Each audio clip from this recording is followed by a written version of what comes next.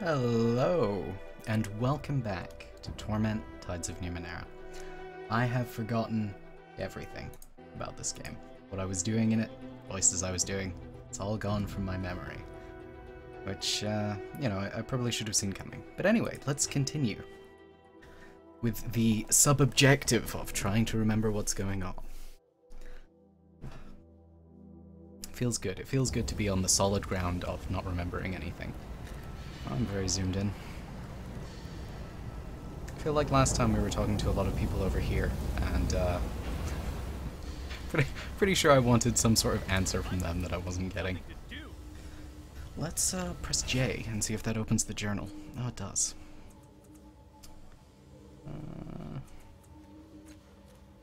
Search for a missing slave girl. That sounds fun. Always good. Don't know what this button does. Now I do. In the district of Cliff's Edge. Alright, well, I guess we could go to Cliff's Edge. I feel like we were investigating a murderer, though, which seems slightly more concerning, at least to me. I don't know. Oh, I remember, we wanted to talk to the bug people and get them to do something for us. No, probably should have watched the last video before I decided to stream. But, you know, we live and we learn. As I recall, I'm pretty sure I tried to convince this guy to do something and failed horribly. Did we kill people in here? I feel like we killed people in here.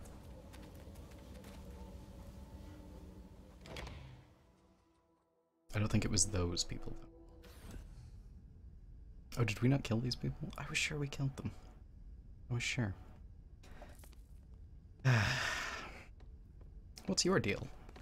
I've forgotten.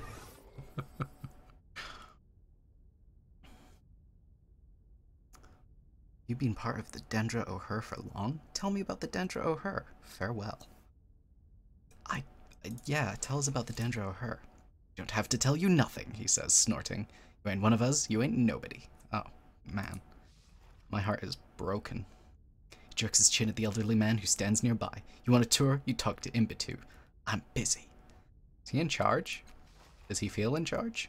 Yeah, Mallet chuckles. At his age, he'd better be. Alright, well, thanks. Thanks for nothing. Thanks. Thanks for absolutely nothing, you prick. Hello, Imbitu. At first glance, it would be easy to assume that this man is dying of some wasting disease or starvation. He is little more than a too-tall skeleton wrapped in translucent flesh and a tattered robe. His hands are essentially bony claws, and yet he beams at you, his sunken eyes glittering with suppressed laughter and feverish life. I mean, sure. Tread carefully, dear, Castellage murmurs. Imbitu is friendly enough, but he's also intelligent.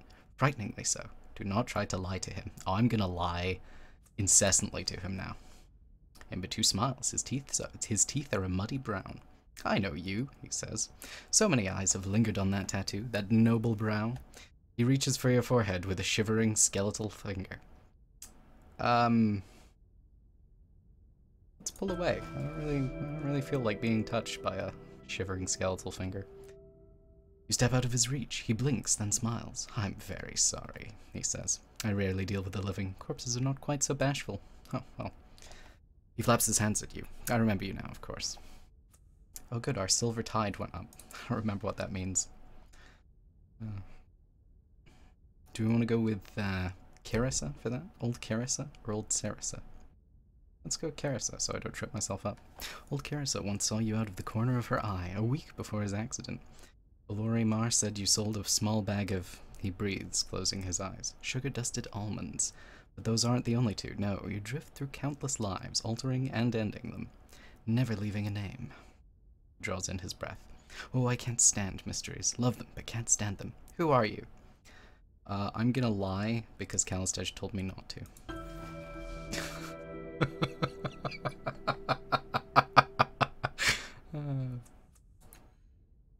Are you?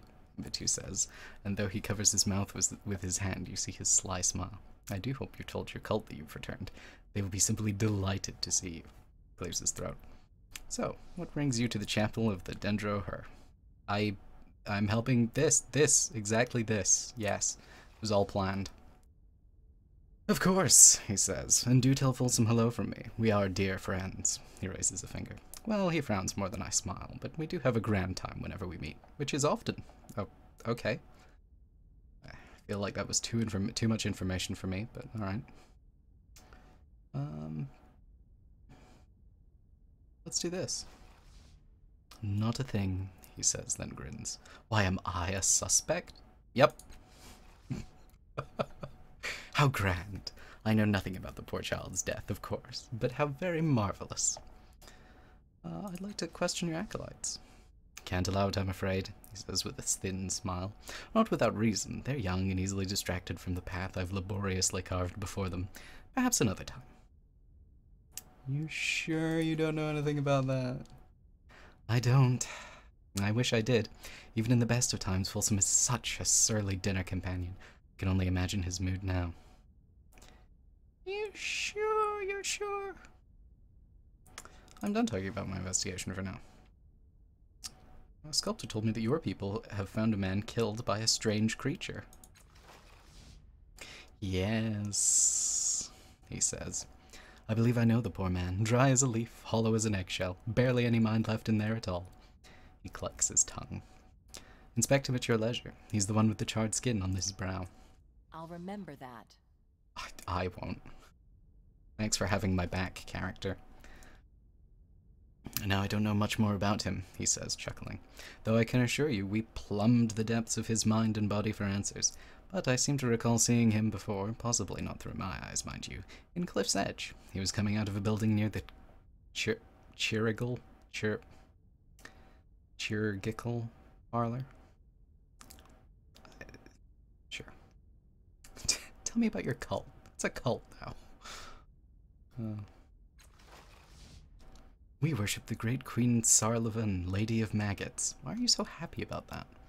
Goddess of entropy and guardian of the empty barrier, he says, then pauses, tapping a muddy tooth thoughtfully. Although worship is the wrong word, perhaps. He points to the altar nearby. It displays a skull with flat, unforgiving eyes, buried in its hollow sockets. She waits on the other side of death with her billions of squirming children. They devour whatever passes into their realm, and rightfully so. Everyone must eat. His eyes twinkle fondly. But whatever she and her children eat is lost forever, and so the Dendro work to preserve the minds and the mysteries of mortals before death claims them. We hold their shrill little thoughts in our minds and let them tumble around as they will. He shivers. It feels marvelous. Great. I'm glad you're having fun. Is this just back to the investigation? Yeah, it is. Okay. I don't really care about himself, but sure. Well, there isn't much to tell. I've spent most of my years in this little chapel, he says, casting a fond look around. The Dendro of her has rather consumed my life. Just like those maggots, eh? Alright. Alright. Fuck you, character. Whose name I have forgot. Wait, we didn't get a name, did we? That was the point. We're the last cast off.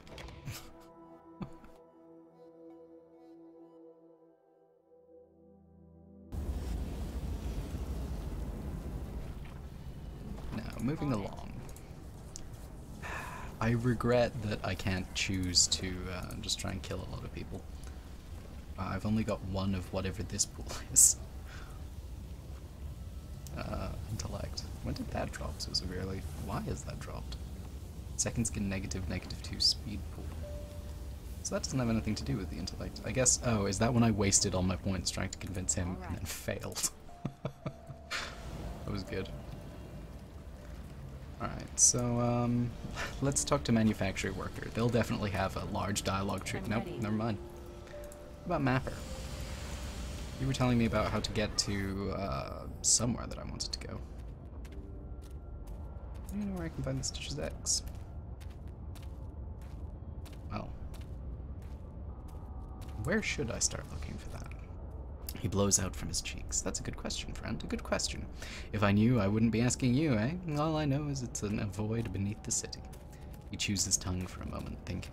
You know how cities build and build on themselves? It's like that. What I mean is that Sagus got on top of an old Sagus, and that got built on a Sagus before that, before it was even Sagus, right? So this old sanctuary, it's one of the spaces between the eras, but I haven't been able to find a way to get there, and friend, believe me when I say, that's the kind of thing that carks me fierce. He frowns. Find the void, and you should be able to find his place. Thanks, I'd forgotten that. Find him. Something to do.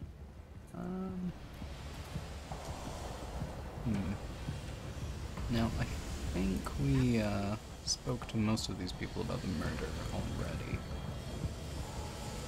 That one has a name. The cheerful young man gives you a nod. Hello again, friend. How can I help you? Got more questions? Actually, no. Why not? Oh, don't.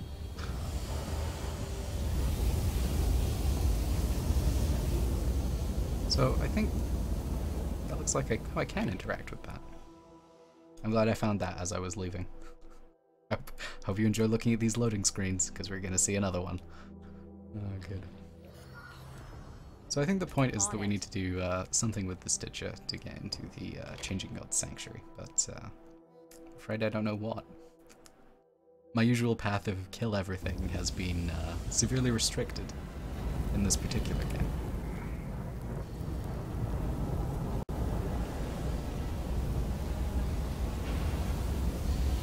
In fact, I don't even remember the last time we fought. I think the last time we fought was part 2 or something. Is this really just another exit? This was not worth it. Let's climb up.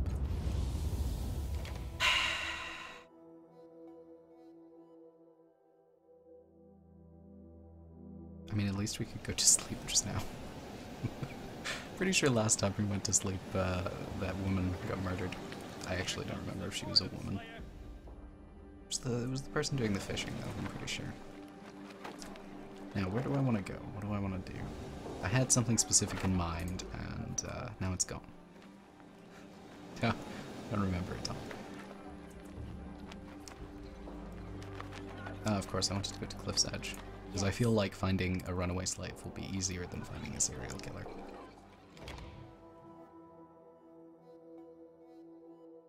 I seem to recall the Cliff's Edge being over here somewhere. I think that's where the mayor was rabble-rousing. Or maybe it wasn't a mayor. However. Well, that person looks ominous. Let's go talk to them.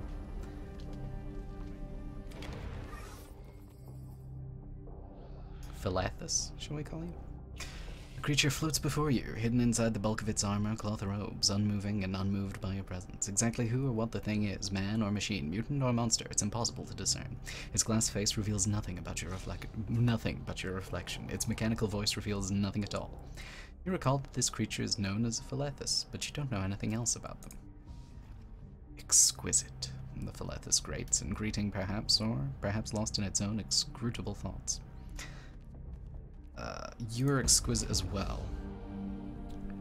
Sound like the grinding of drit-filled gears is the thing's only response. For a moment, that stretches uncomfortably, and you feel the cold scrutiny of the Philathus upon you. At last, it speaks again. It is the nature of flags to fade. Oh, okay. This isn't how you do a conversation, but alright. The Philathus' impeccable glass gaze bores through your skin and sees more than others do, and it seems to be seeking something from you. Tell me about yourself.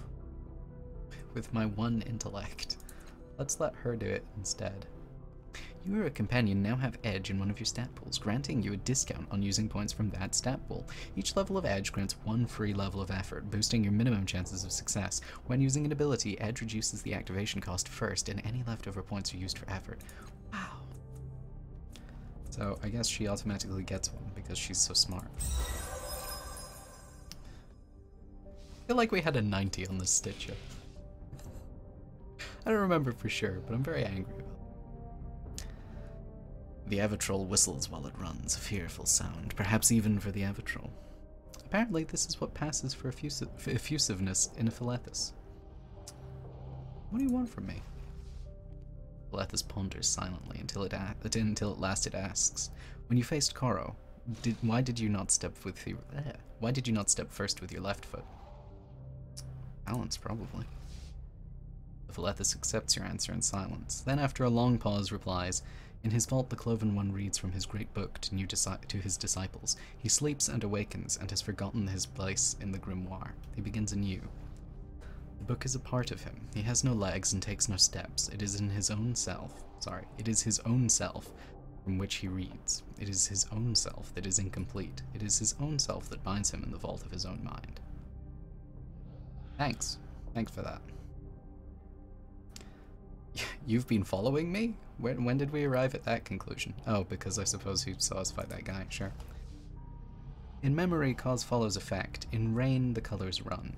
A long rumble suggests that the Philethus has more to say, but nothing emerges. Do you know anything about the sorrow of the resonance chamber built by the changing god? Silence lingers long, until at last the Philethus speaks. I know it shall be 3. I know the first cannot be trusted. I know one changes as you change. I know they seek an undoing. Its glass face storms, but the Philethus says no more. I assume he's talking about the 3 people we freed from this clock earlier. What more do you want from me? When the Philethus at last answers, its mechanical voice seems to creak. You did not accept your fall. When you are served the bitter root, will you eat? I don't know. Philethus is silent, showing neither satisfaction nor dismay in your response. Please tell me about yourself in a way I can understand. No. Fuck you. Oh, okay. Do you have any more questions for me? Its words so rushed they almost jumble together. The Philethus asks, when you stood in the place of shifting floors, which way did your shadow fall? Behind me. A long rumble echoes from inside the Philethus' robes, changing at last to words.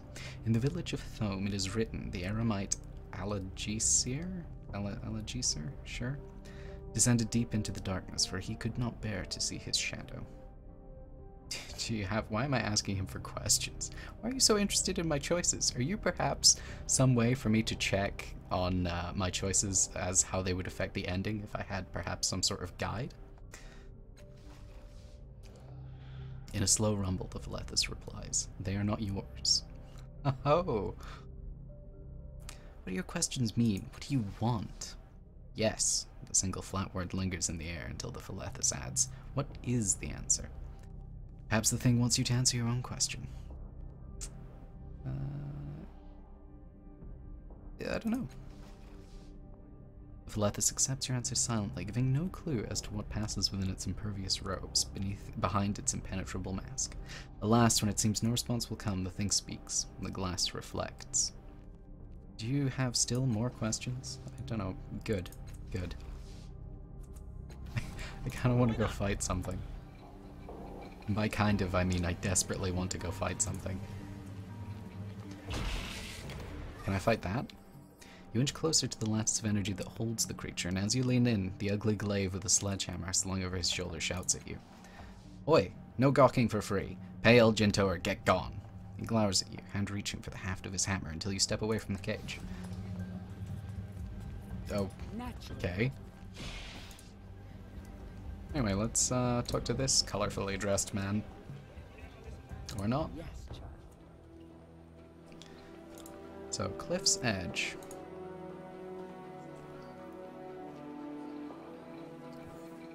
Perhaps we'll find some runaway slaves there.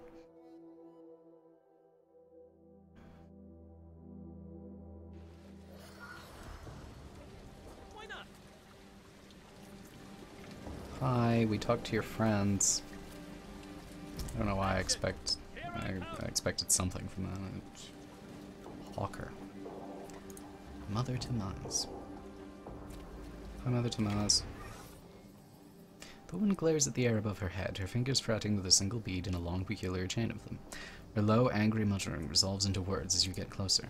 Foolish girl, it doesn't matter what you were. The past is a land populated by wet-eyed nitwits. Nay, what matters is where you are, what you be. Who are you speaking to? She's speaking to herself. She blinks at the empty air, and her hands steal to a metallic, many-faceted bead near the end of the chain. No one you know, she says, scowling you. But should, mayhap. Mother Tamaz knows you, girl. Born falling you were, born in flame, shreds of your smoldering call streaming through the air. When you struck ground, your bead first went cold, then hotter than a mother's hatred. She spits and shakes her head. Scarcely born you are, and already tangled in the past, seeking answers when you should be making your own. Oh, okay, sure.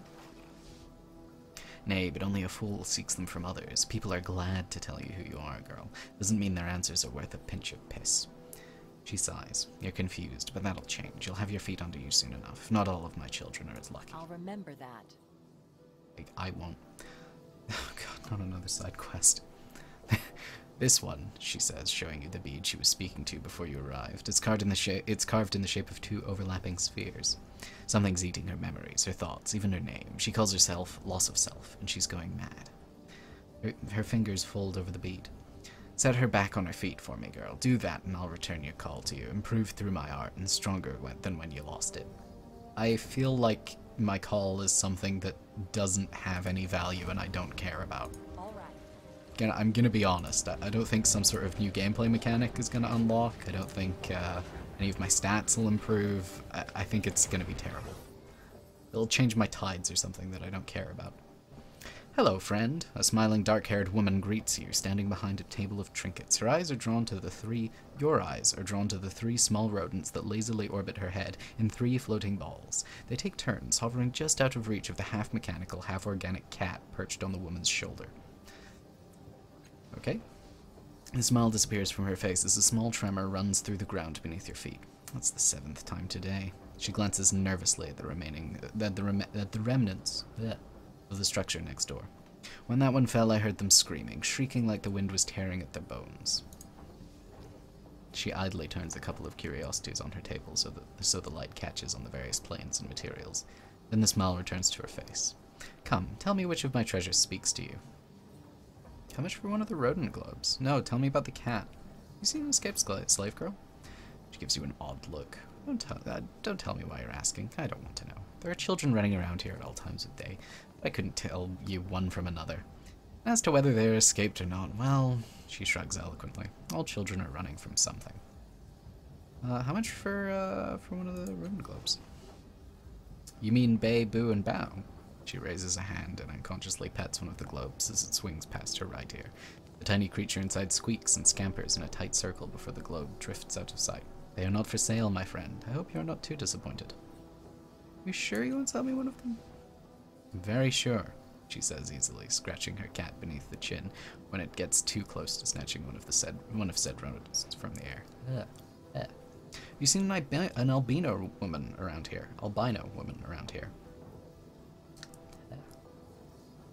I don't remember why this is important, but sure. She raises both eyebrows, regarding you silently for a moment.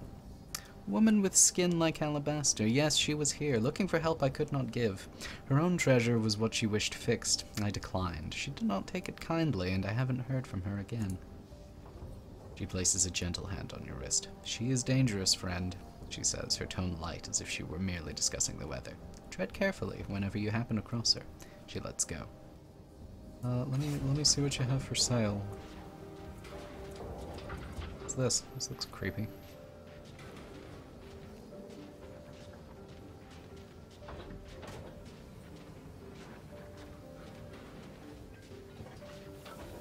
I'm fairly sure that doesn't matter. Alright, well, thanks. Thanks for that.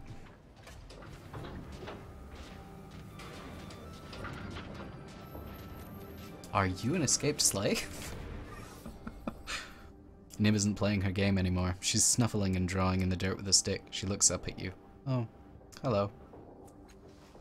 Hey! Zeb steps between you and Nim. Don't talk to her, Nim. She's the one who got Mittens killed. Glares at you. Get out of here, you tattletale. Nim stares at you. She killed Mittens? Why? For money. It was definitely for money. 100% for money.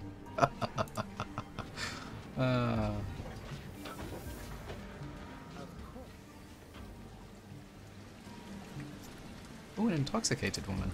Have you, by chance, seen an escaped slave? Oh. Okay. What a name. Aiden Citabo. Hello. Have I spoken to you before? The large muscled man is practicing some form of martial arts as you look on. He is wearing an old white rough woven coat with the sleeves torn off and a red bandana is wrapped tightly around his head. He seems to be moving much faster than his size suggests as possible. He glides between stances as swiftly as water. His fists are blurring hammers, striking at invisible enemies. His bare, calloused feet snap and slash at the air like knives. You seen a 10-year-old girl with dark curly I'll hair? remember that. Yes, he says, bowing his head. I have seen her, crawling out of a fissure in one of the collapsed houses in this district. She is likely hiding, but I did not pry into her affairs. Where did you learn how to fight like that? What? By challenging the deadliest creatures and studying their killing blows, he says. I lack claws or teeth, but I do the best I can. Very fast. Yes, Aiden says. The Drebil's gift. His hand slides around an invisible assailant's arm. He snaps it with a stab of his elbow, then crushes his enemy's throat and flips him over his shoulder to the ground. Jessentham Array, he shouts, spinning over the invisible adversary's corpse to deliver a triangle of jabs to the chest of his next attacker. The entire set of moves took no longer than 4 seconds. He catches you staring and smiles. You must be wondering why I'm shouting. Yeah, sure. I'm not surprised. I must look like a lunatic, he says before spearing his opponent's jugular with 3 fingers. Canthid thrust. It helps me focus my breathing. Oh, he's an anime guy. There we go. It just clicked for me. Helps me focus my breathing, my strength and will. It reminds me of how weak I once was and how strong I've become. Years ago, I was a starving beggar. I managed to steal a wedge of pie crust. I don't think I asked for your life story, mate. Managed to steal a wedge of pie crust and was terrified that someone would take it from me. So I hid inside that metal structure over there to enjoy my feast. Bite of the hidden queb, he says, clawing his enemy's eyes. The stale crust crumbed into pieces between my eager fingers, and something strange happened. They drifted toward the ground like the softest of snowflakes. I was able to pluck each of them from the air before they fell. At first I was delighted. Then I wept. How far had I fallen that clean food was a miracle? He sighs, then delivers 4 more blows to the air's belly. But the miracle never ended. The longer I lived in that shelter, the more I could slow the world by concentrating. I swore to never waste this gift. I would honor it by becoming stronger, faster. I would challenge the predators of the world and take their killing blows from them. I would never be prey again. Grush stomp. I'll bet I'm faster than you with my speed handicap. I don't give a shit. So this shelter, you say? Okay. Now, he said she was in a collapsed building, I think. Let's go. So let's look for some collapsed buildings, like this one, that we can interact with.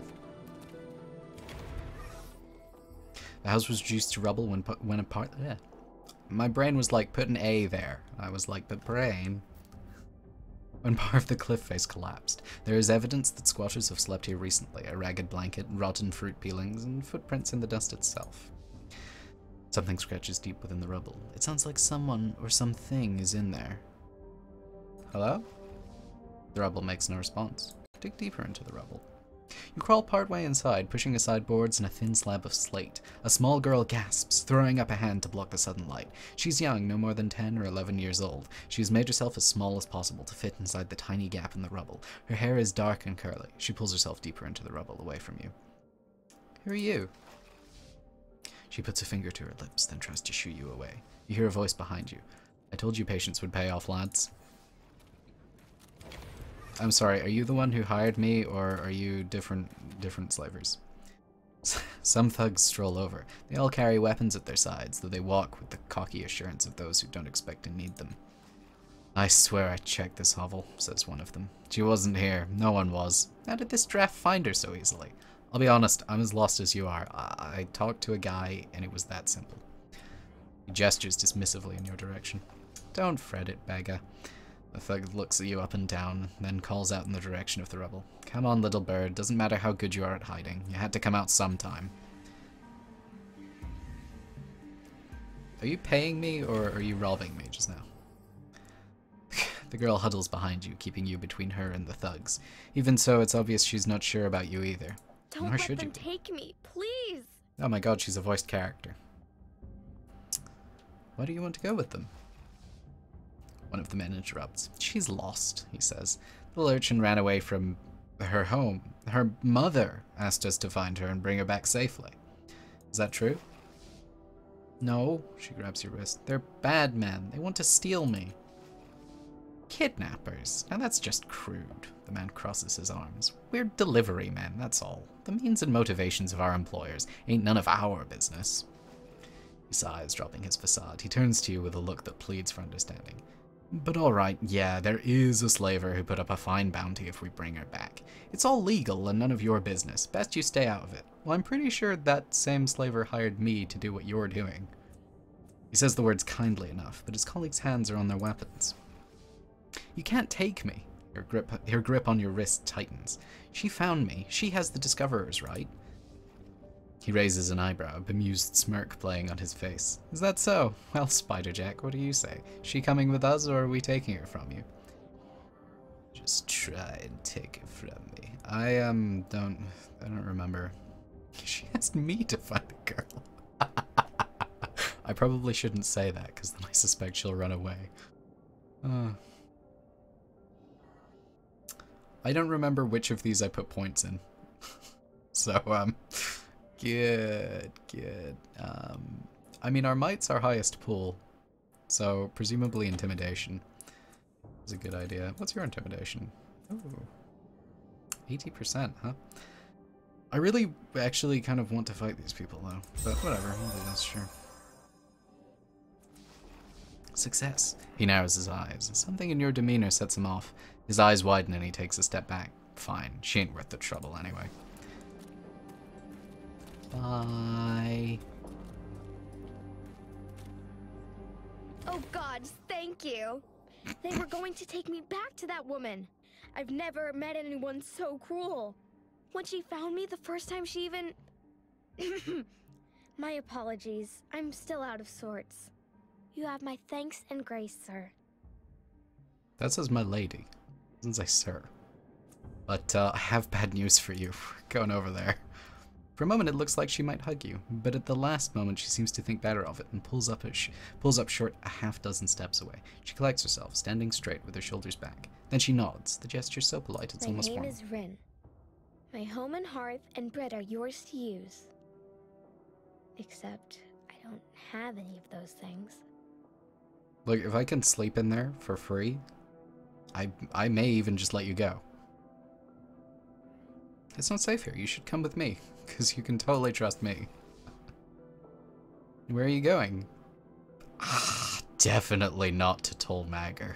No, sure not. Maybe we can find you a new home. I don't know why. That was a lie. Still, I suppose the game has no way of knowing that. And frowns at that, though she seems to consider your offer. What about those thugs? What if somebody else comes after me? Or after you? I'm not a fighter. I can't help you. It's fine. I have two people who are. It's dangerous whether you stay here alone or come with me. At least with me, you can learn to take care of yourself. Indigo Tide? I guess so. Alright, I'll do it.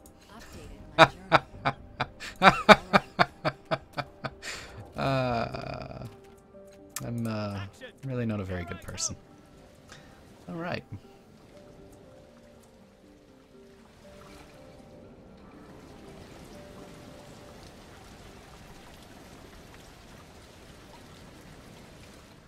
Just to check though, I definitely can't sleep there.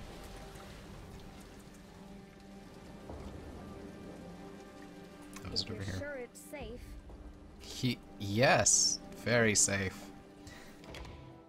And you might be thinking to yourself, you've gained a party member though. Do you not want to keep your party member? No, I don't. I don't. I really don't. I feel like she's gonna just be terrible. This world, then.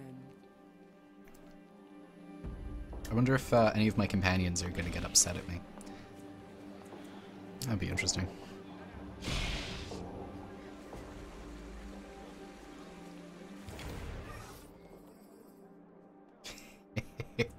It's her. Don't take me up there. Don't make me go back to her.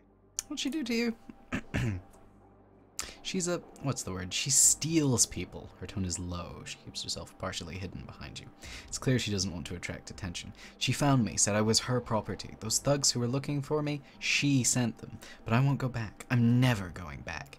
She meets your gaze. You won't let her have me, right? Let's see what she has to say about this. She shakes her head vigorously. No, I won't go back, no matter what. You have to promise. Promise you won't let her have me again. Very well, I promise. Alright. She pauses, still staring at Tall. Alright, I believe you. Is this a bad time to mention that I have no honor whatsoever? Learning begets doing. Hi, Tall. You owe me money now. Ah, there's my little lost bird. Glad you found her. Now just send her on over here and we'll count this job done. We need to talk about this, Tall. I want more money. No, we don't. Just give me the girl and...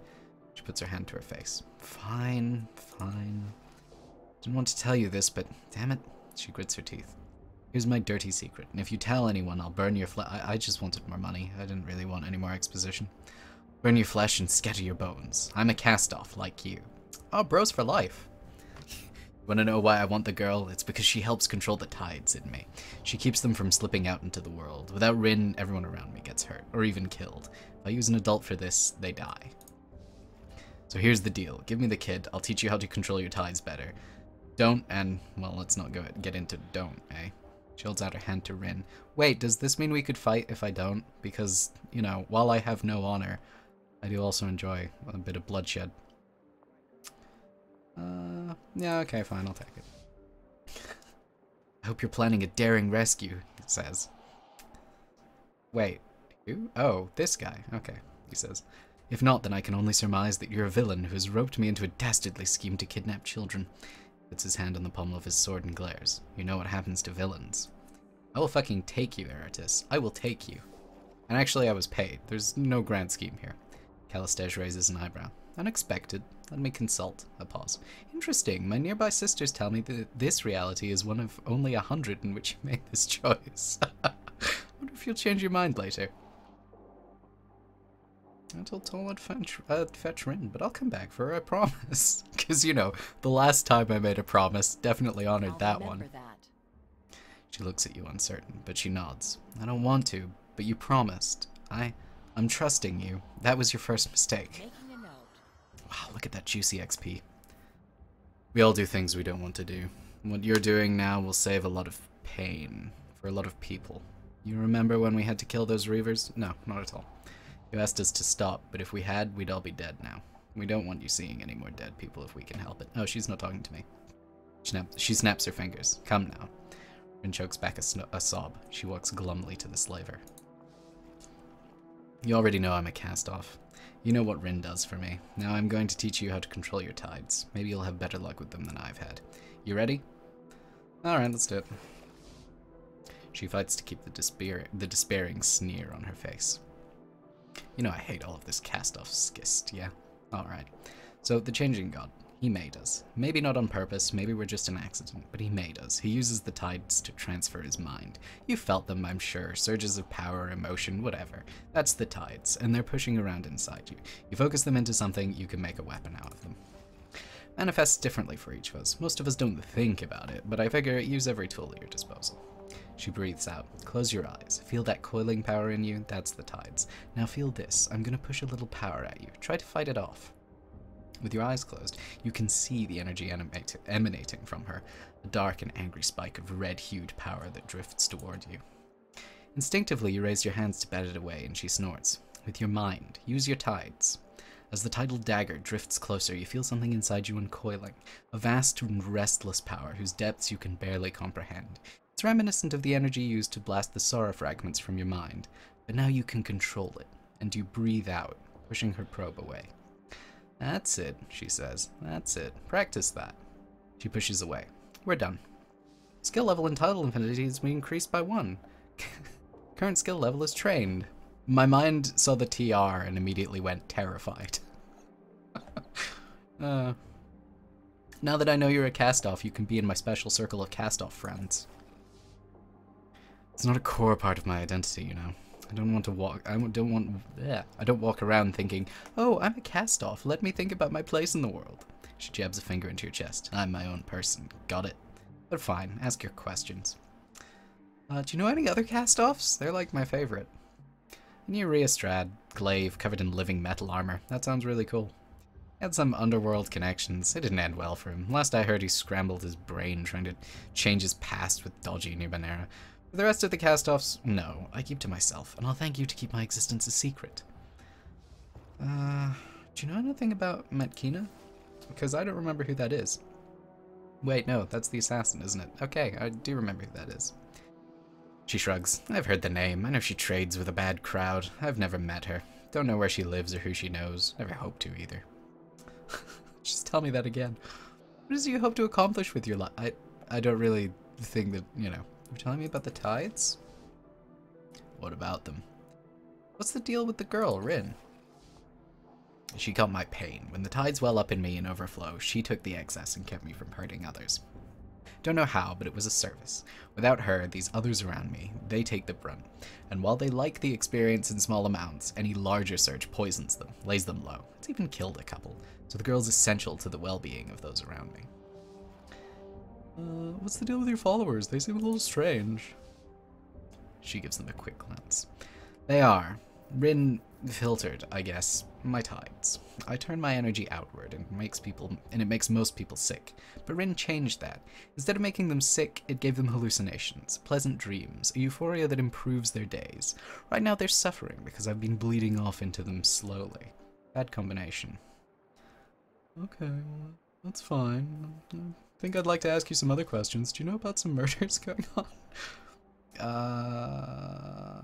Actually, I don't have any questions about that. I want to buy Rin back. No, I don't. I'm sure you do. She's a good child. But what exactly is the incentive you offer? I won't tell the cult of the changing god that you're a cast-off. If you did, I'd string your insides across the underbelly and burn you in the forge. So it's a good thing neither of us are doing that. I'm gonna do that just to fight you. I'm not gonna pay for her. I need shins for other stuff. I do wonder if, you know, if we go to sleep like 2 or 3 times, if they go, you're never going back for her, are you? And then I'll have to fight these two. I'm trying to talk to him, but, oh, I guess he's not an actual merchant.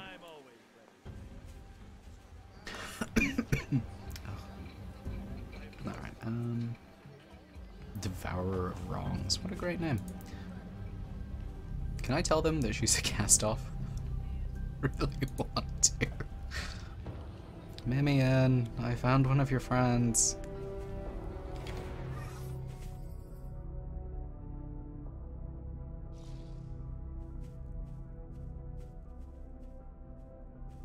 Never mind. I would like to sleep here. I would love to sleep here.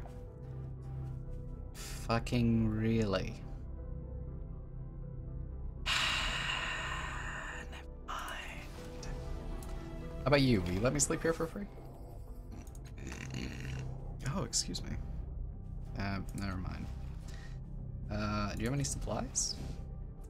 Share? Oh dear, we are a small group and not wealthy. We exist on donations, curios, and the occasional great gift from one of your siblings. For instance, we had a weapon once used by the Chalcedon. The Chalcedon, the commander of... She catches herself. My point is that we require some payment for our wares.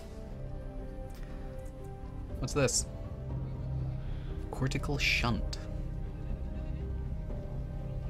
I'm glad that I keep finding things that don't really seem to gel with my character. Right, so we did the escaped slave quest. So that was good. Speak to Loss of Self. Where's she? She's probably somewhere in Cliff's Edge. Thanks. Go. I'm surprised actually that my tides didn't shift when I sold Rin back, but whatever.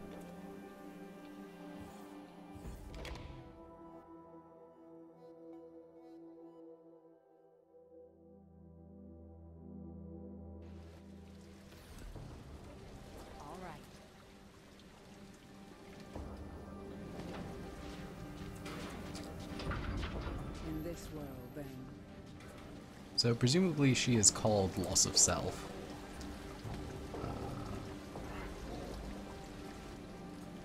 Where might she be? Oh, there she is. How very convenient. This young woman clutches herself and growls, low and continuously under her breath. Pearly white light shimmers from a vial on her wrist, and her eyes are red-rimmed as if she's been crying. That should be she'd, as if she'd been crying. You've never seen her before, and yet your hands are sweating, and your breath catches in your inherited chest. Shame burns your throat, hot and sour. Your body recognizes her, even if you do not. Leave me alone, she mutters. It's a moment before you realize she's not talking to you. You took my face, stole my family, whisper at me in my own voice. Isn't that enough? Isn't that... Oh, is she the protagonist from Mirror Mask? Okay. She breaks off when she sees you. She's in my head, and she won't shut up. Talk loud. Talk over her so I can hear you. Mother Tamaz sent me. That grim old sack of bones, she says, trying to smile. Oh, I should have been happier, I guess. Oh well. I've never been able to fool her. No one can. She grips her head, staring at you from between the bars of her forearms. I've been hearing a woman's voice for a long time. She tells me that everything I know about who I am is wrong, and her words are persuasive. With a sound that's half a chuckle, half a sob, she continues. I can't remember my childhood or my family. Last year I forgot my name, but that's not all. I'll remember that. Oh, I won't. I see people who look like me around the city. They have my face, they speak in my voice. And once I saw a ghost of her in the fifth eye. It was the woman in my head. She had a kind face, but it was sad, like she knew she was going to win, to take over my body, but didn't want to. And she clenches her fist. She won't win. I'll kill myself first. Oh, I'm a terrible person. I'm not going to invest any points. No, I'm going to invest 1 point in this, apparently. Updated my journal. It's a critical success. Oh, I'm an awful, awful person. Alright. Stat pool spent on effort restored. Peace, she says, as if tasting the word. I don't want peace. I want to fight her. 1 foot, however, inches toward the edge. I'm tired. I don't want to lose, but I'm going to, aren't I? I was always going to. She leans towards the cliff, as though it is pulling her. Maybe it's better if I stop while I'm still me. While I'm still... Mid-sentence, she closes her eyes and rushes for the edge. In another breath, she is gone, as if she'd never been here at all. Your companions think this is pretty fucked up. That was a very energetic leap. People usually talk suicides down from a cliff, dear, not off it. I did talk her down, just, you know, faster than usual. I think we were supposed to save her. Didn't try very hard.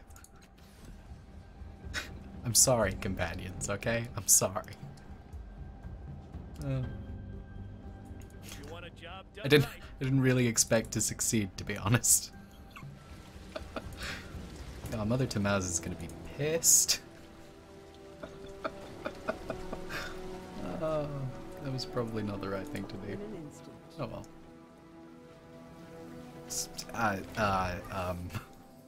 If anything, her angry muttering is intensified. She drags the chain of beads between her knuckles, staring into space. What now, girl? She says. Aye,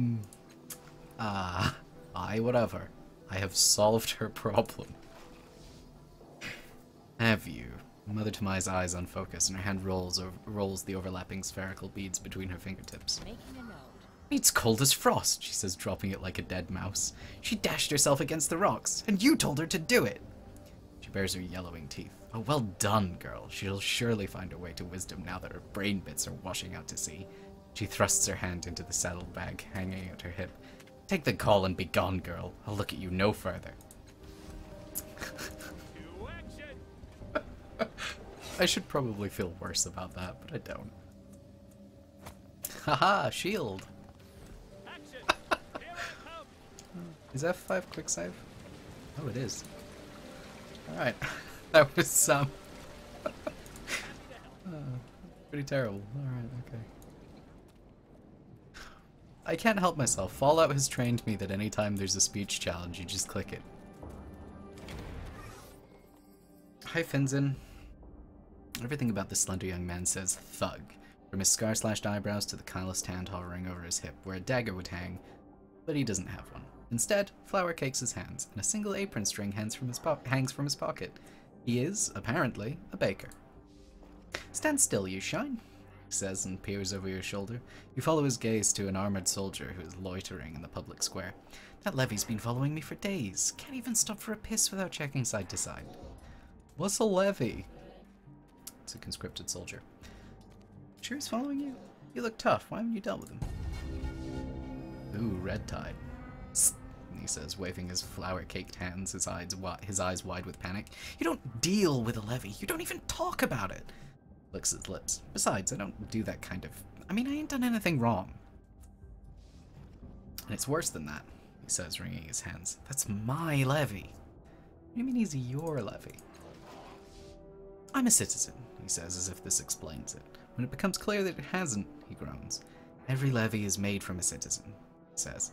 This one was made from me. Look, I can't explain why, but I know that one's mine. I feel it, right? Now it's coming for me. Look, he won't leave me alone, alright?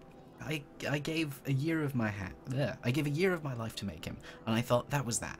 Now I catch him standing in every street outside the bakery. In every street. Yep, not the street, every street. Multiple streets outside the bakery. The street outside the bakery, whispering to himself, playing with that carving of his. His teeth graze his lip as he leans closer. He even tried to talk to me. Levies aren't supposed to know who they came from, right? They ain't supposed to know who you are.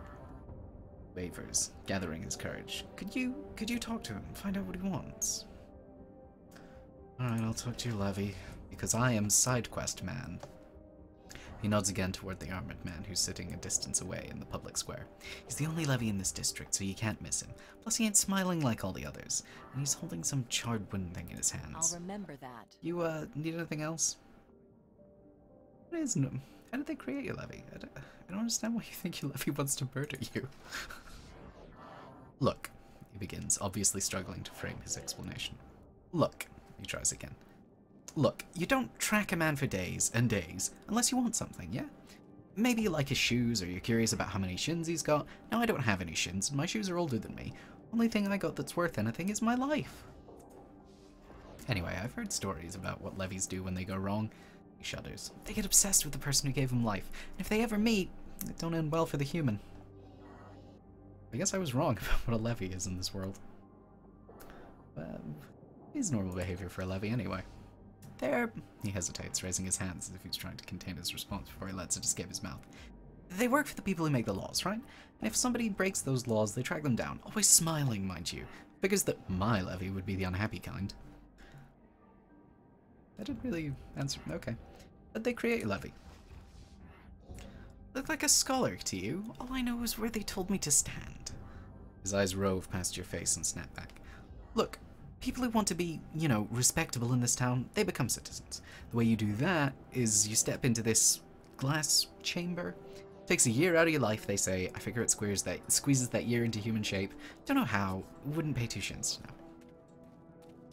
Wow. Alright. Absolutely. Hi, tormented levy. The face of this armored man is oddly generic, almost as if it was designed to be forgettable. His livery marks him as a soldier in the service of Sagus Cliffs, a levy. The word comes easily to your mind. He stares past you, turning a small, charred object over and over in his hands, whispering to himself. His over-large eyes are red, wet, and haunted. He appears to be looking for someone, and having spoken to Finzin, you can imagine who. The aura of shame around him is so powerful that you can practically taste it. What are you holding there? He says, then grimaces as though his words hurt him. I'm holding my shame. His hands unfold one bloody, suit-covered finger at a time. A crudely made wooden bird lies there, painted in pinks and pale blues, and charred around the edges. That bird represents your shame? Represents, no, this is my shame, and I'm holding it. He swallows. I can't put it down. Vincent sent me to find out why you're following him. Yes, he says, the despair melting away. In that moment he looks like a child, with a child's desperate hope. He knows too, doesn't he? He sees what he did. What we did.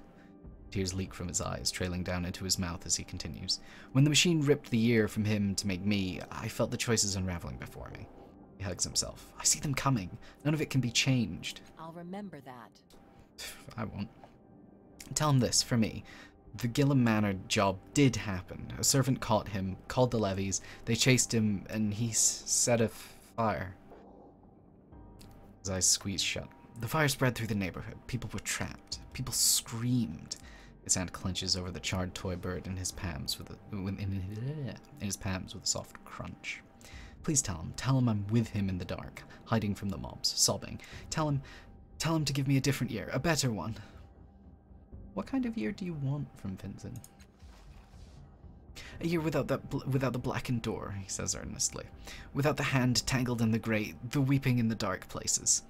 Silent tears stream down his face. He doesn't seem to be aware of them. Wails rising with the glowing ashes, my arms bound with ragged rope. Every time I'm there, in those last minutes, I try to apologize. But my mouth, his fingertips brush at his lips. My mouth is full of dirt and blood. Well, sure, I'll go ask. I'm willing to bet it doesn't work that way, You though. want a job done right.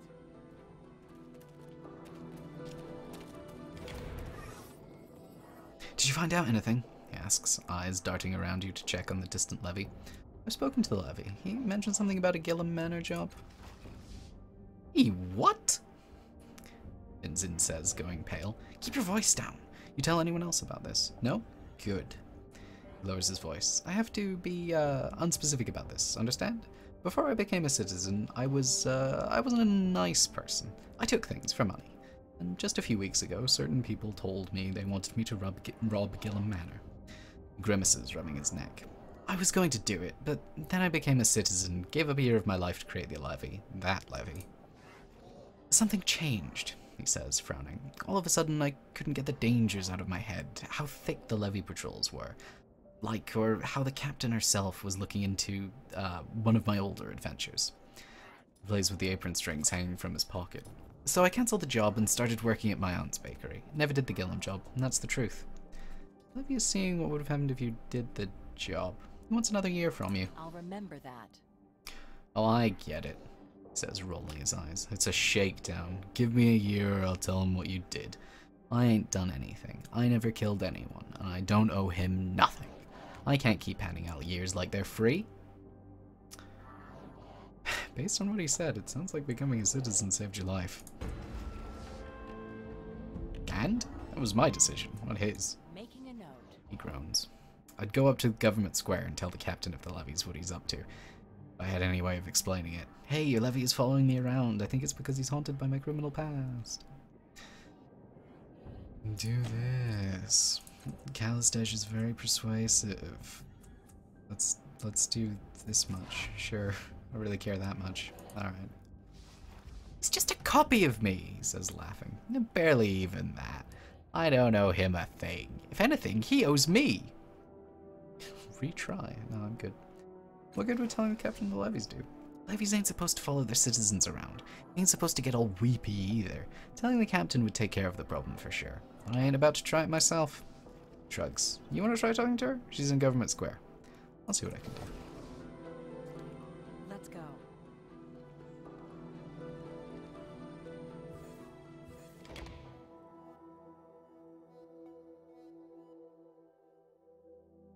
I really hope we get to kill something soon.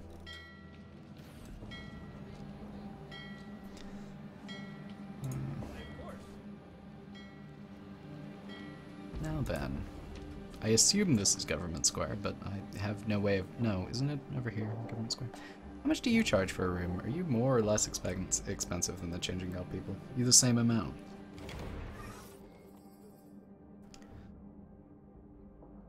Human! She laughs melodiously. No need for apologies, given my height is a natural question. I am indeed human, a human mutant, unfortunate to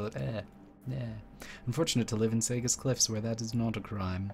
There are very few places in this world where someone like me would even be allowed to clean a hostel, let alone own one. I'd like a room for the night. Of course. Oh, it's 20. Oh, per person, though. So it's 60. Never mind, then. Of course. Never mind. Okay, we can go up here.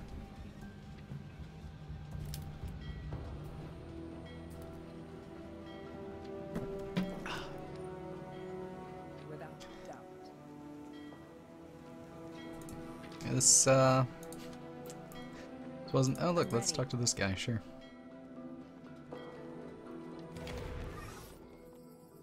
This airship master is keeping a nervous eye on his vessel. He is a short and wiry man, dressed in travel-stained but well-kept clothing. He is chewing on his impeccably groomed mustache in frustration.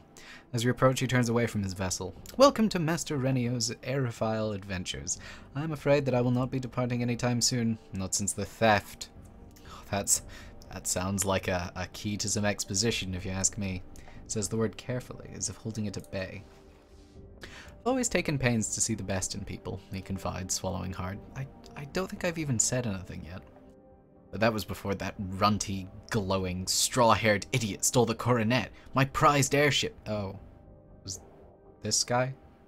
He shakes his head, genuinely distraught. Until that thief is caught, my ship remains in dock, safely shuttered and chained. He breaks off when he sees Eretus standing near you. Him! That's the thief! Thief? I've never stolen a thing in my life. I have borrowed, certainly, but always with the intention of returning the item to its proper owner, though I must admit that I haven't always been entirely successful. Making a note. I demand compensation. My vessel, my source of livelihood, snatched by this vagrant. He stares hard at the oblivious glaive. I require justice. I will take it in the form of service.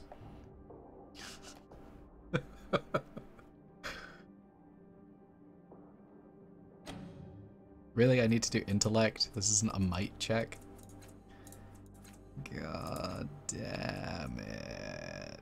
This isn't gonna go well. Yeah, I didn't think so. He does so. Eretus is staring suspiciously at a passing mote of dust as though it intends to ambush him. No, he may be... Master Renio lowers his voice to a whisper. A complete scatterwit. But he has caused me grievous damage. Grievous! I demand compensation. Is there any other way we can resolve this? I would prefer that the guilty party make amends, but I would accept monetary compensation for the losses. He shakes his head. I doubt the young thief has the money at hand, however. I'll remember that. Oh, excuse me. He pries at the bridge of his nose with ink-smudged fingers. I'd consider bringing the matter of compensation before the council cleric. That doesn't say cleric, it just says clerk. It'd be a bit odd if it was a cleric, but, you know, whatever. We've had a number of arguments in the recent past. I doubt he'll help me. Speak with him. Right here. Really? He says, his eyebrows climbing. Well, good luck. The gentleman is somewhat difficult to work with. We'll find the clerk outside Council Tower in Government Square. Oh, we're going there anyway. What a coincidence. What is my cursor turning into? Is that like a crystal with some leaves growing out of it through a purple circle? I don't know. No, wait, I don't care about examining that.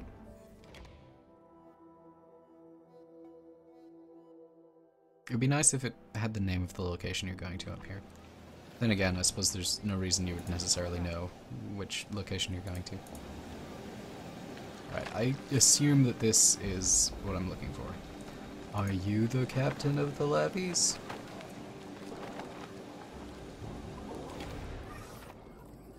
This woman is dressed much like the levies who flank her, but unlike them, her expression is sober and alert. Her hair is cut short and the corners of her eyes wrinkled with crow's feet. A little swarm of mechanical drones circle her, buzzing messages in her ears. She whispers replies in return, and every so often one of them whisks away, disappearing into the city. What is it, citizen? She pauses, eyes darting to your tattoo, then to your face. No. You're the one they call Adam. I heard you were in the city. Yes. You sense a sudden wariness in her. It's been 10 years since your last visit. I was too young to know you then, but the drones remember. What do the drones remember about me? On cue, two of her attendant drones dip close to her ear, emitting a stream of raspy noise that might be some sort of language. You kept to your own affairs, but everywhere you went, the city held its breath. People deferred to you. Even the ones with power and influence. You looked the same as you do now. Exactly the same. I want to know why. If you don't mind telling me, I want to know what you're doing in Sagus now. I'm looking for a woman named Makina. The White Death. Her expression grows fat. Goes. It's goes. It's not glows. It's not grows. It's just goes. It goes flat, but her eyes flick to your tattoo again. I should have guessed that. If Matkina is all you want, then you should ask for her in the underbelly. That's the last place any of my drones saw her. And the levies don't venture there. She leans a little closer and lowers her voice. And if you leave the city afterward, I'm very happy if you took her with you. I would be too. She sounds pretty cool. Another drone swoops past you, stopping just short of the woman's head. It unleashes a series of raspy buzzes and squawks. She whispers something to it, then glances back in your direction. What was it you wanted? A levy in Cliff's Edge that's stalking a man called Finzin, who wants an extra year of his life. Making a note. It wants what? Her eyes widen in alarm. She whispers something into one of her circling drones, and it zooms away. Sometimes the levies go wrong. They take a bad year from a citizen and turn out flawed. Never let them live when they get like that. You've seen the little talismans they carry, the symbols of the year that made them. If the year is bad enough, they become that talisman shaped in flesh. Monsters that hide in the city and try to bring about the horrors that would have been. You can tell this Finn's that he's safe. I've sent a squad to bring in the levy. They'll never see it again. You don't like Makina? I don't like assassins, especially good ones. I don't like the temptation they represent to people in power, to the people I'm supposed to serve. They make it too easy to solve problems discreetly. Who are you? Sijin, captain of the levies. I'm not a levy myself, but I command them. What's in that building behind you? She frowns. How is it that you don't recognize the seat of government? I know you lived here for a time. I asked a question. I didn't expect one in return. That's why I asked, but you've given me all the answer I need. She waves a hand at the doors behind her. The council meets in there, a representative from every slave family and some of the guilds, depending upon who's in favor. Hardly anyone goes in through the doors, though. They're just a formality. Most people have other ways of getting inside and out. Is that like a rite of passage? Do they all come in through the skylight, Batman style? Okay, sure. I've never seen a building like this one before. What is it? They say it's a ship built by the ancients to sail the void between worlds. Now the crag grips it tight like an old husband holds his wife. And it'll never sail free again. Bye. Let's go in here. Never mind. In an instant. Never mind. Well, I assume that since we can't actually go in there, this is the tower that we're meant to be going into. To speak with that guy. The clerk. The grammaton clerk. If only. Tax foo. Tax kata. That's what it would be.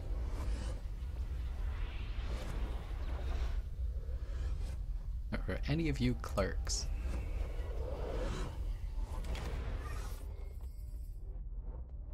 This priest is tall, thin, and dressed only in black. Narrow slashes of... Really? Okay.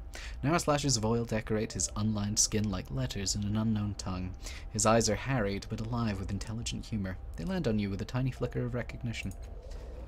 Then his gaze moves from you to your companion. Hello, Calistedge. Here to work or just visit?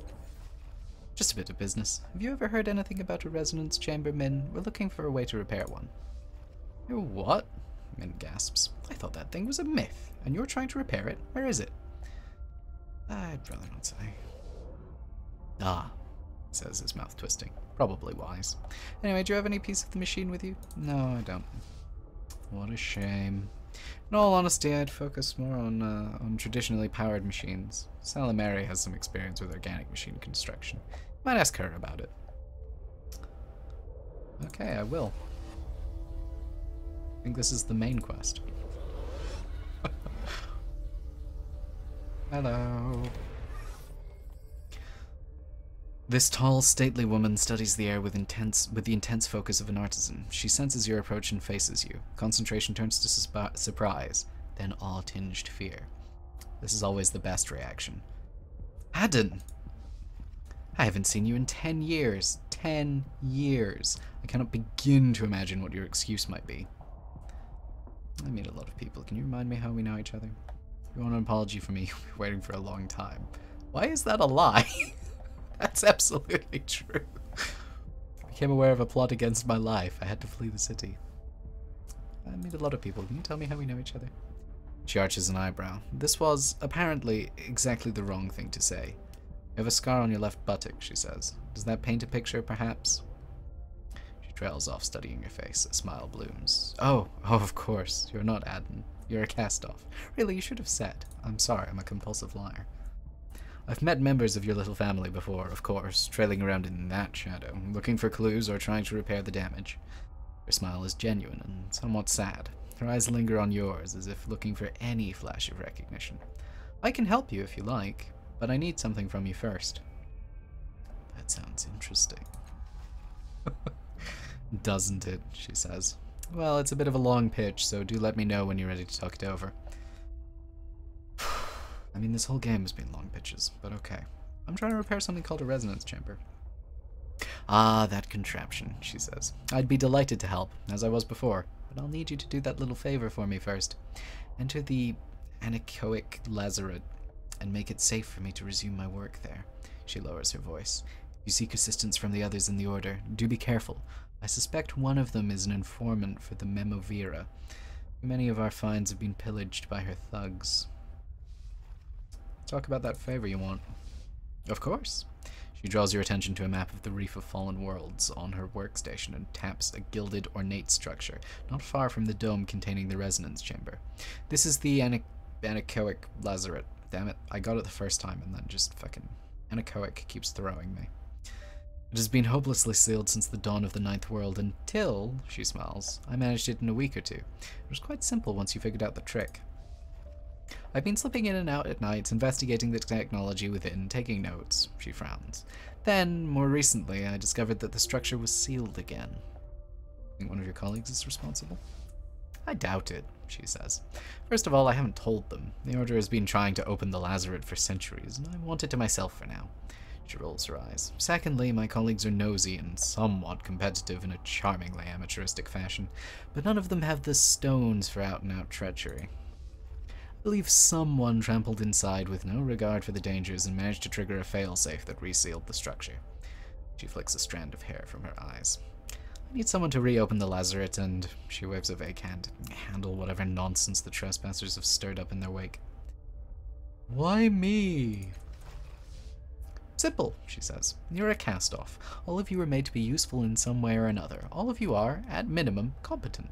In short, you're better than any of the draft I have at hand. Oh, thanks. Besides, I can reopen the structure. The concern is what's waiting for me inside. She holds your gaze for a moment to make sure you understand. I want you to deal with whatever's gone wrong in there so I can resume my work. Needless to say, I would also prefer the structure in an undamaged state as I left it. She smooths her robes. Well, there it is. Will you help? Well, if I have time. Making a note.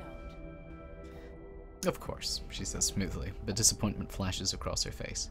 She hands you a metallic stalk with flower-like ridges along its length and a mechanical eye at one end. Simply head down to the Reef of Fallen Worlds, brandish this at the door of the lazaret, and it should open before you. Good luck. Farewell. Perhaps you will. Perhaps you will. So, I'm not seeing a clerk in here. Never mind.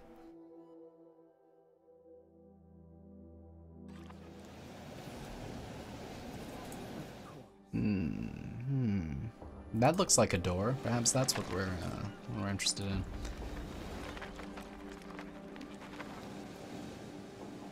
Ugh. I already interacted with this, I seem to recall. Maybe he isn't there. Wish I could ask where this tower oh, there he is.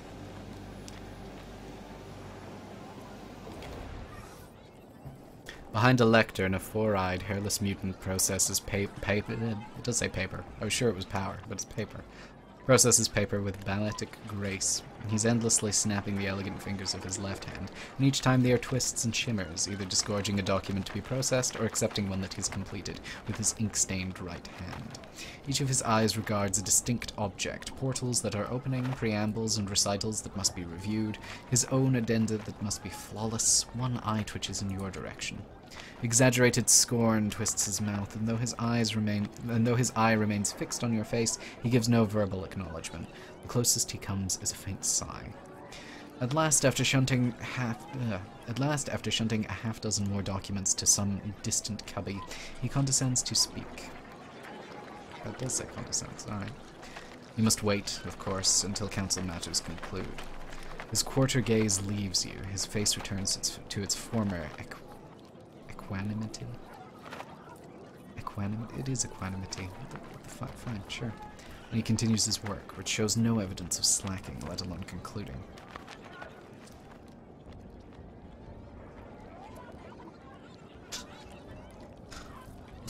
Let's do intimidation. Wow. Yay! Though the clerk arranges his face in a scowl, you can see fear widen all four of his eyes. As if to himself he mumbles, "And thus we crouch in the shadows of prior civilization, beset by vandals and brutes." Turning one of his eyes to you, but continuing on with his work, the clerk says, "Very well. I can see you have no taste for orderly process. What exactly do you want?" Let's talk about paperwork. A faint sigh is the only acknowledgement you receive. I just scratched. Can you help? Do you think that because I can make a document vanish at the snap of my fingers, I can do the same for a civil suit? He shakes his head with slow condensation. It's not so easy. The only relief the city could provide would be taking over Eratus's liability for the accident through a certification of indemnity. Sorry, there we go. But I assure you the council does not take on such liability willy-nilly, nor does it grant its clerk discretion to fritter away the city's money. Stares at you with two eyes. Oh, double eyes now. Only someone much more important than you or I could persuade the council to do such a thing. Have you such a friend? Yeah, actually I do. Lord Vuntgen owes me a favor. Killing that Stitcher was totally worth it.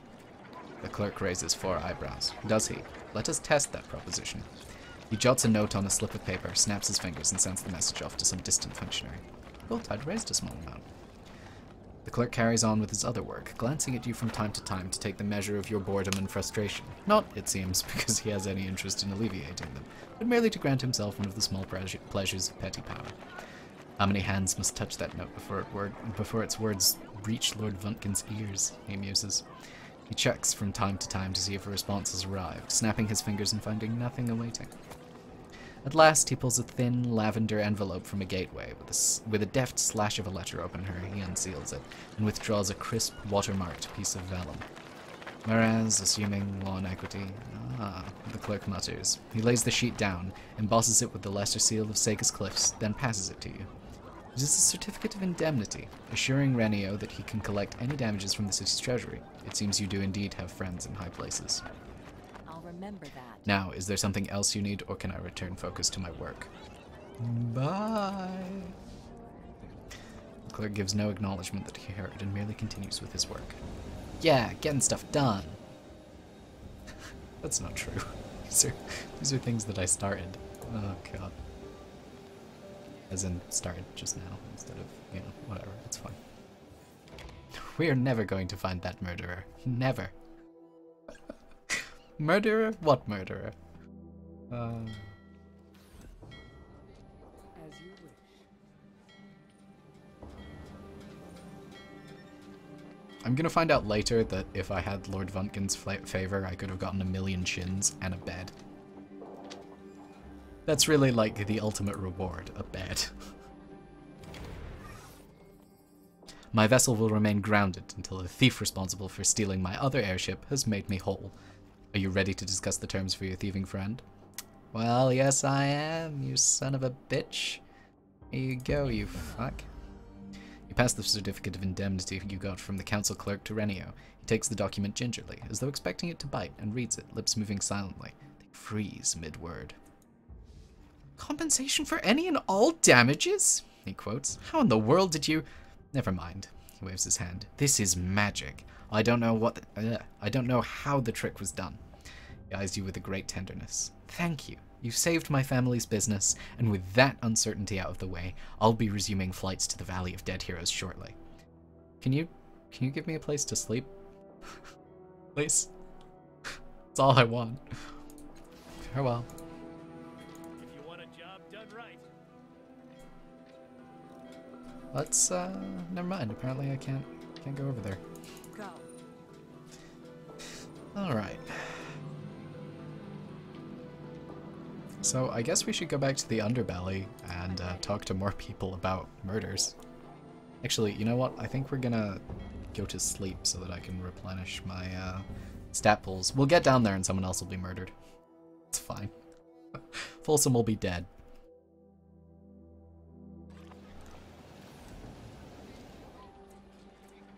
All right.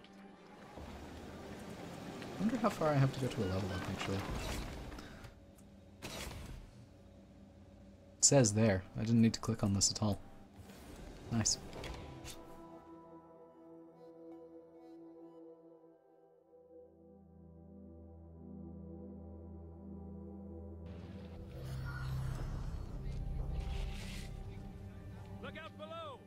spoke to this guy.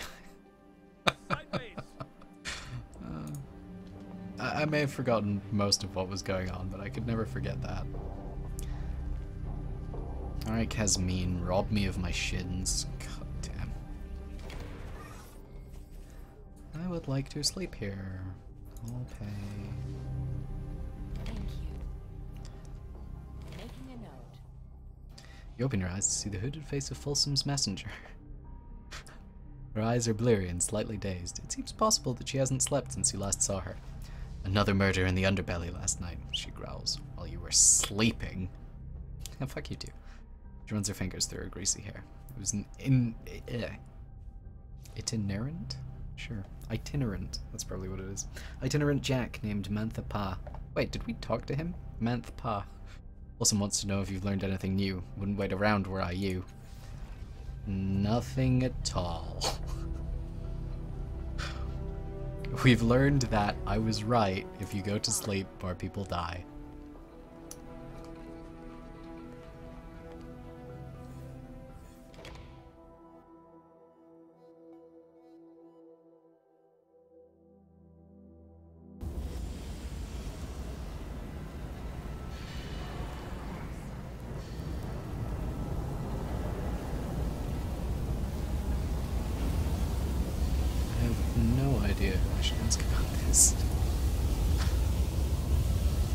I still think it's funny that when worked here for a bit. Oh, did we talk to this one?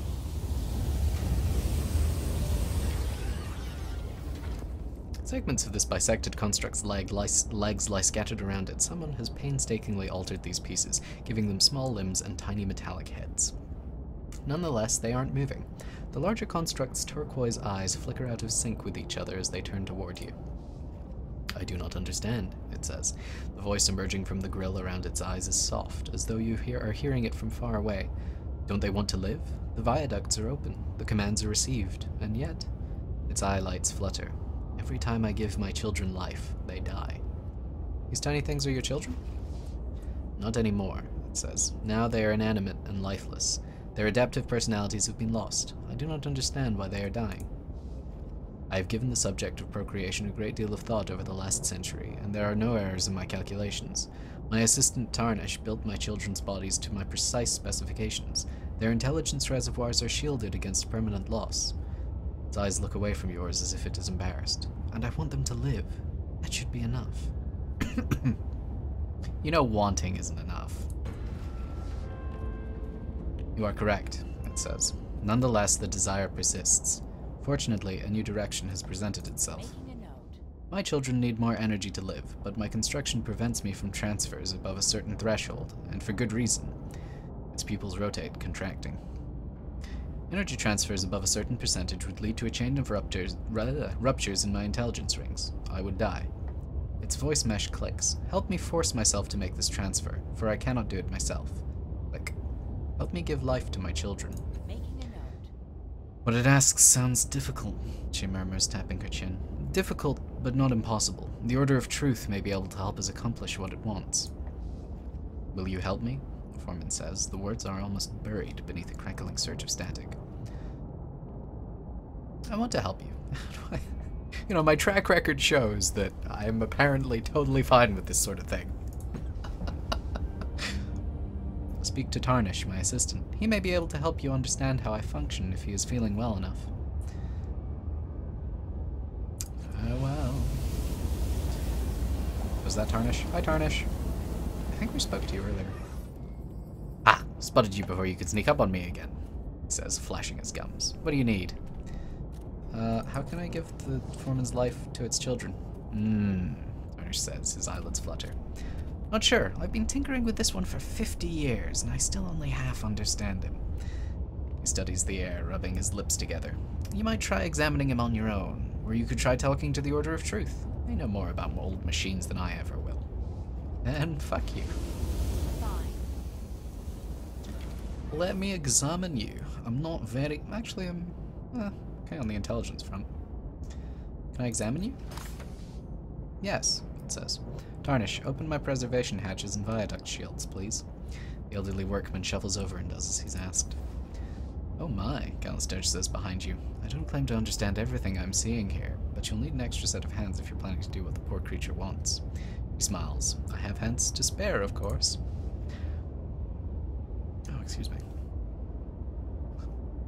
You've never seen technology like this. Wires pass through glass tubes threaded with pale light and star-speckled darkness. You glance over at Tarnish. He's looking away, arms crossed, as though unwilling to watch a stranger tinker with his master. Well, that didn't do anything. I was really expecting some sort of effort check or something.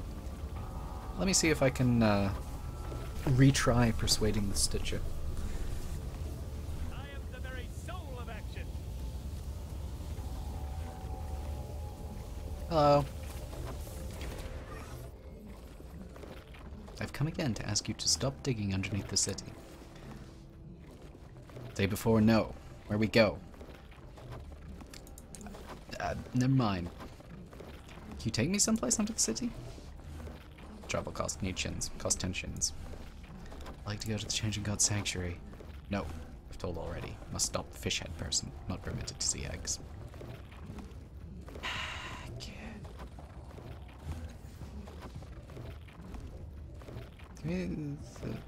Alright.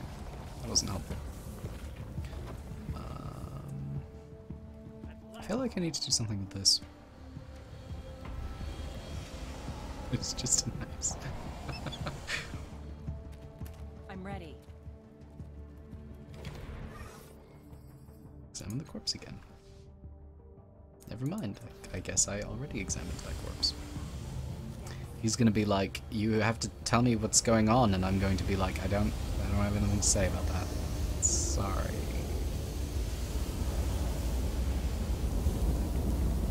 I'm going to randomly accuse someone. It's the Stitcher who won't take me places. Oh, is it now?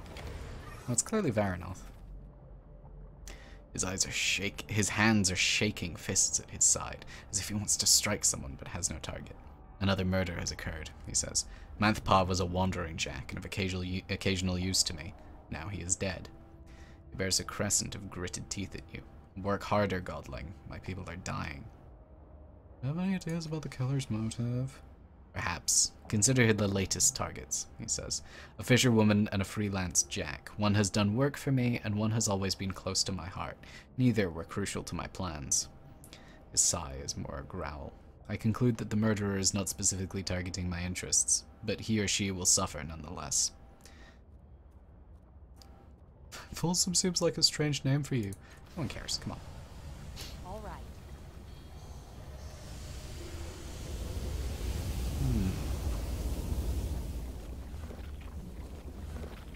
You know, I feel the need to sneeze coming on.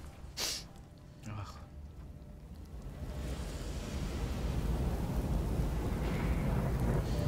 I think after we talk to this guy, I'm gonna wrap up the stream here and call it a day. Alright. I'm looking for a way into the Stitcher lair. Any other ideas? I don't know what that voice was. Some sort of digging construct, perhaps? She leans close. This is your puzzle, my friend. I am merely your employer. I'm looking for a pale woman named Matkina. She assesses you carefully for a moment and then nods. You speak of the White Death, do you not? The assassin, Matkina? I have heard of her. It is whispered among the servants of the slave families that she performs the occasional excision for our employers. I tell you this because you seem a person of note, she adds. I know nothing more, though. My apologies. Okay, bye. Some sort of digging machine.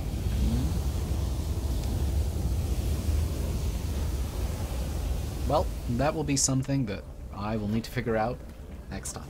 So thank you very much for watching. I hope you enjoyed. I hope that if you did enjoy, you will come back and watch some more. I stream from Thursdays to Sundays. Thursday to Saturday is more of this, and on Sundays I stream the creation of my Fallout 4 quest mod, The Bay of Sins.